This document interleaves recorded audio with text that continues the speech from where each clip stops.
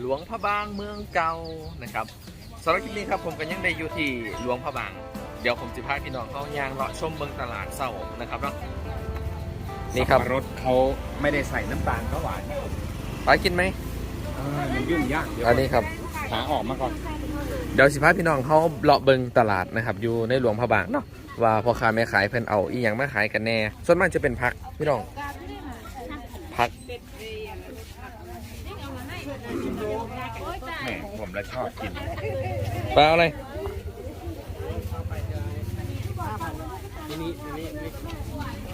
บรรยากาศกะสิเป็นประมาณนี้ครับ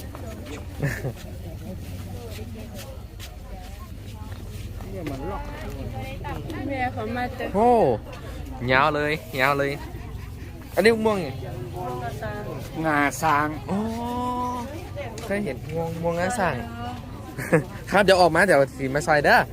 อันย่างเลาะซะก่อน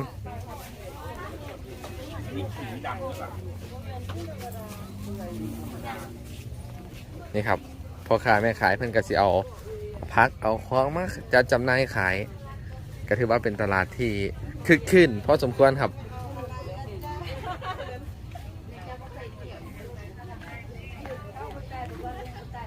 เรียน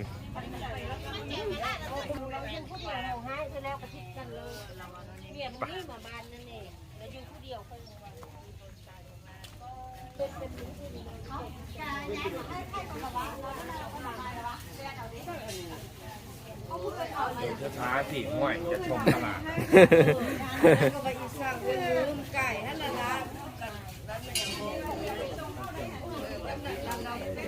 นักท่องเที่ยวบวาไทยจีนฝรั่งนะครับเพิ่นกสิมักมาอย่างนะครับนี่คือตลาดของสดนะครับของสด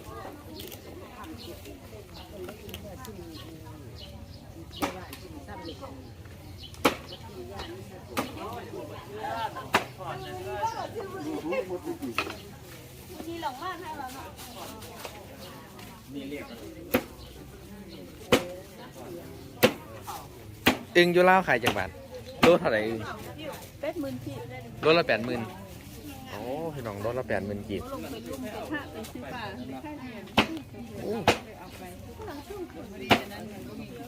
ปลาดูนี่ดูปลานี่ไงแลนไม่ใช่ยังไงเขาเรียกว่าตัวเหี้ยหรอแลนเป็นบ่โอ้อันนี้คือหาจากธรรมชาติเลยเนาะมันขายเท่าไหร่นี่โลละ150,000ตัวหนึ่งนี่โดยประมาณเท่าไหร่2 โลอันนี้ประมาณ300,000กระตุกประมาณ600-700ครับนี่ประมาณ600-700ตัวใหญ่นี่เท่าไหร่นี่ตัวใหญ่จากโลโอ้พี่น้องอันนี้ประมาณ600-700 บาทเท่าอันนี้ก็จะประมาณเกือบพันครับนี่ก็ถือว่าเป็นของปลานะครับที่หากินได้ยากนะครับณตอนนี้ปะเดินทางต่อพี่น้องเดี๋ยว15เลาะชมไปเรื่อยๆตัวใหญ่แลนจริงๆปะแลน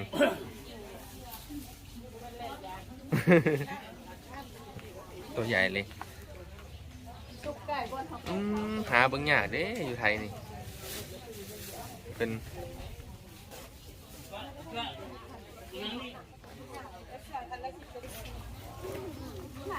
ก็แม่ก็คือลืมไม่ได้เลยบังเลย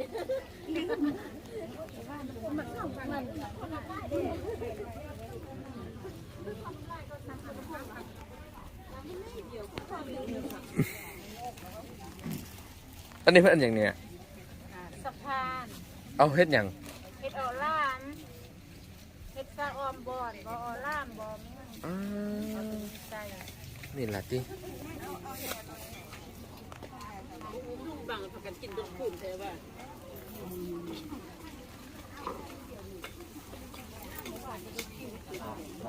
อ๋อล่ามอันนี้อย่างน้อยนี่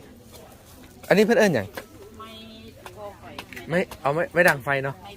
ไม่แป้นอ๋อไม่ดังไฟอันนี้อยู่ในเมืองเพื่อนบัดหาผู้ใดอยากดังไฟ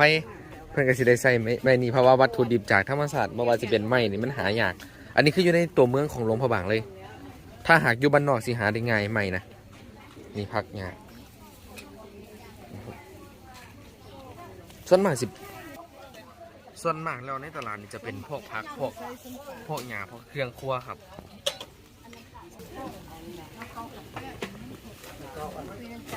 ถ้าอะไรแปลกๆก็ถ่าย แมน ที่เมืองไทย เฮ้ยปะ อันนี้60อันนี้ เอ้ามันกินได้บ่นี่ อะไร บ้านเขาเอิ้นปลา เชียตะปาด กินบ่ได้เด้อเดี๋ยวนี้แมงเล็บ โอ้ต้องไปเฮ็ดสุก ออกมาแล้ว เออ ไปหมกบ่ ไปหมกก็ได้ โอ้พี่น้อง เอาเป็นต้นไม้ก็ได้ ว้าย เป็นต้นไม้ก็ได้อันนี้ล่ะ อยากสิบอกเลยครับสัตว์ที่เบาอีกกลัวที่สุดก็คือขีนข้างกับเขียดตะปาดเนี่ยแหละโอ้หลายอย่างที่มันแปลกมากเลยเอาอันนี้ให้ไหนขายจังไหนเอาจากซองจอก สวย เอา5,000ก็ได้พอได้แกะเลย มีตังค์ย่อยไหม มีอันนี้จอก2,000 3 จอก 5,000 3จอก ลด 5,000 10,000เอ้ยไม่ใช่ลด1,000เรียกยากใช้ก็ไม่เป็น ใช้ไม่เก่ง อันนี้ มันอยู่ในกระเป๋ามันยังนอนใช้มัน 5,000 ใช้ อันนี้ ไม่เป็น อันนี้ 5,000 แต่เรามี 50,000 แบงค์ย่อยไม่มีครับ นี่แหละหมดนี่แหละ เดี๋ยวดูกันมี1,000เดียวนะบ่มีโอ้นี่ไง5,000น่ะนี่ 5,000น่ะตกเฉลี่ยตอนนี้ครับเงินตอนนี้ 1,000 บาทนี่แลกได้ประมาณ460 บาทมิฉะนั้นแล้วครับ460กีบต่อ1 บาทบ้านเฮา5,000นี่ตกประมาณ10 กว่าบาทนะครับ10 กว่าบาทวิธีการไล่เงินนะครับพี่น้องสมมติ 465,000 กีบพี่น้องก็เอา 1,000 หารมันสิตก465มิฉะนั้น465กีบต่อ1 บาทนี่คือวิธีการอัตราเงินนี่มันสิเปลี่ยนแปลงไปแต่ละมือครับก็สิบ่คงที่แต่ว่าตอนนี้เงินรู้สึกว่าเงินเราจะเฟ้อนะครับเงินไทยสิแลกได้หลาย มาเที่ยวดี 2 ปีก่อนก่อนที่สิโควิดผมมาเที่ยวนี่ประมาณ1,000สิได้290,000ตอนนี้ได้460,000 แล้วผู้ใดมาเล่าถึงแลกได้เงินหลายครับแต่ว่าเขาของก็สิมีราคาเพิ่มขึ้น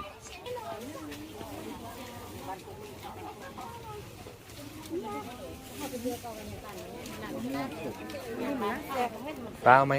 เมียวเพราะว่าเป็นเบาหวานกินได้แต่ใช้ไม่ได้ เขาจะไปโซนไหนดี นี่เดี๋ยวมาตรงนี้ก่อน ไปโซนนี้เนาะไป คนมันเยอะเลยนะเมื่อกี้มันไม่มีคนเดี๋ยวนี้มันมีแล้ว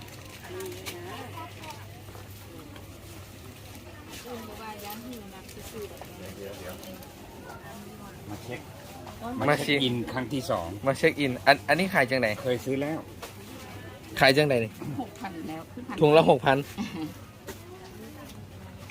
มีตังค์ย่อยป่ะ วิธีการคิดเงินครับณตอนนี้ถ้า 6,000 อัตราเงินตอนนี้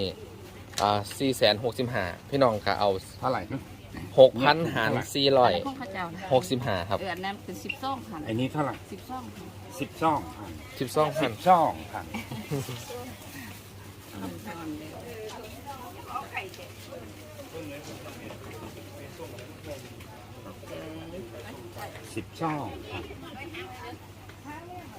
เอาแล้วบ่60 โอ้ 6,000 นี่สิตกอยู่ประมาณ12 บาทบ้านเฮา12-13 บาท แต่ว่าเพิ่นบ่มีราคานี่12-13บ่ลงจะปัดขึ้นเลยจะปัดเป็นตัวเลขกลมๆเลยนะครับบ่ซั่นก็15ไปสิบ่มีเศษอัตราการซื้อขายของเพิ่นครับ แต่เพิ่นบ่ใส่เงินเหรียญเด้เพิ่นบ่ได้ใส่เงินเหรียญลองมึงครับ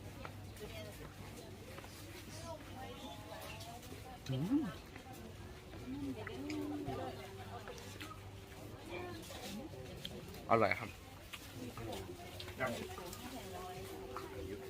แซ่บหลายต้องได้กินอีกเอาไว้ก่อนครับปะก่อนปะเดี๋ยวบอยอีก15พี่น้องเขาเลาะเบิ่งเรื่อยๆครับ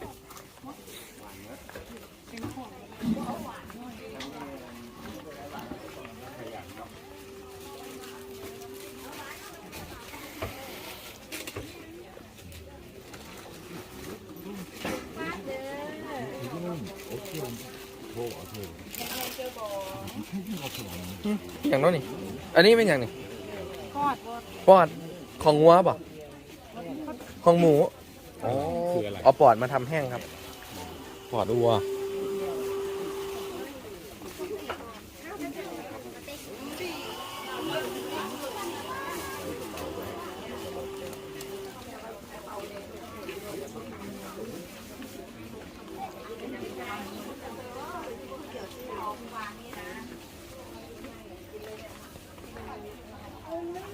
ซื้อกระเป๋าเมื่อวานนี้ไปซื้อลงมาเลย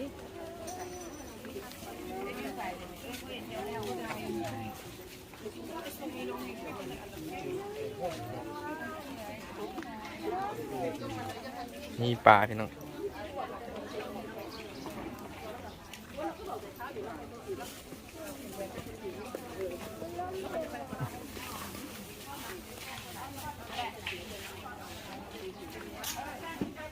อีกเงาไก่ครับเส้นทางการเดินทางครับ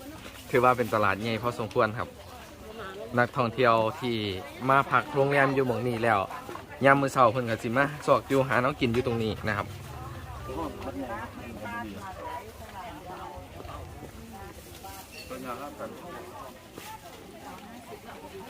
ทางนี้จะเป็นทางเนื้อสดครับเพราะว่าจะเป็น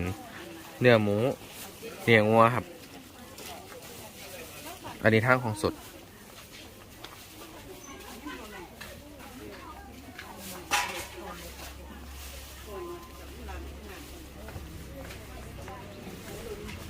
อยู่ฟังนี่งัวเพิ่นขายโลเท่าไหร่ฟังนี่นะราคามันโล85,000ต่อ1 โลละ85,000 กีบหรือว่า85,000 กีบนะครับอันนี้คือราคางัวอยู่ทางนี้บ่ฮอด200ดิพี่น้องบ่ฮอด200 บาทเพราะว่า100,000กับ200 กว่าบาทแต่ว่าราคาสำนี้บ่ฮอด200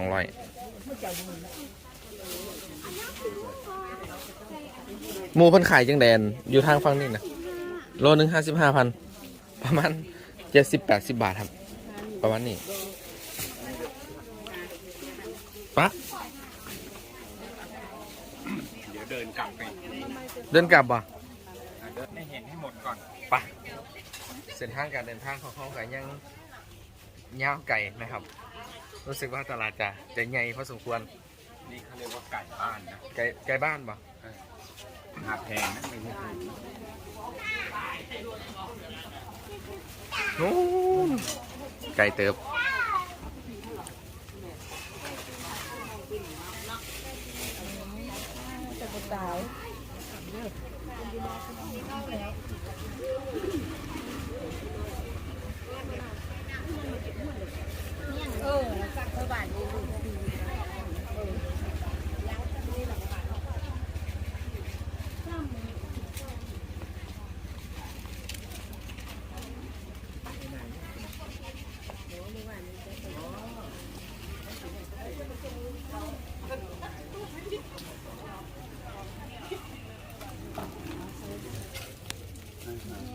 อาหารบ้านเขา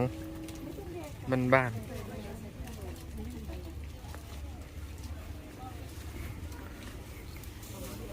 รู้สึกว่าเริ่มจะบางนะครับพอทีสิเห็นเส้นไส้ละส่วนทางนี้จะเป็นพวกสมุนไพรหลักของฝากนะครับของฝาก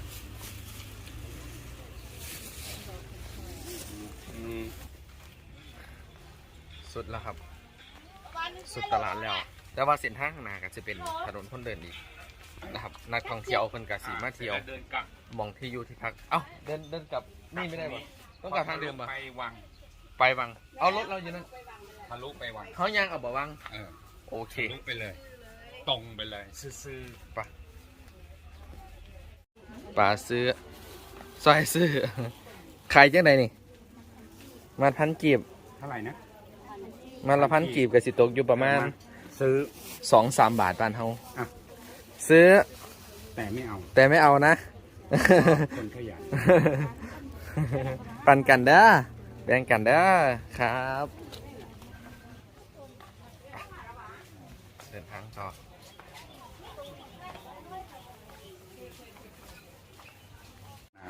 ส่วนนี้เอิ้น อันนี้เรียกว่าลังต่อ อันนี้ปลานางบ่ ปานา ทางนี้ก็เอิ้นปลานาง อันนี้เอิ้นปลาคังบ่แม่น้ำคลองบ่ปลาน้ำคลองพี่น้องครับ เพราะว่าน้ำโขงนี่สิมากันระหว่างลาวกับลาวเด้ในความเข้าใจของพี่น้องสิคิดตั้งแต่ว่าแม่น้ำโขงเนี่ยกันระหว่างสองแผ่นดินไทยกับลาวบ่แม่นครับ มันจะมีบางช่วงที่กันลาวกับลาวมันจะมีบางพื้นที่ที่แผ่นดินลาวกับไทยติดกันบ่แม่นว่าแม่น้ำโขงจะกันตลอด นี่มันน้ำนมตี นี่สิเป็นปลา วันนั้นเนี่ยจะไปกินพิซซ่าแรง เริ่มในคนกินจุ่มเดิน ใช่ปลาอะไรกันฮะปลาโจกโอ้ปลาโจกอร่อยแถวน้ำโขงนี่มี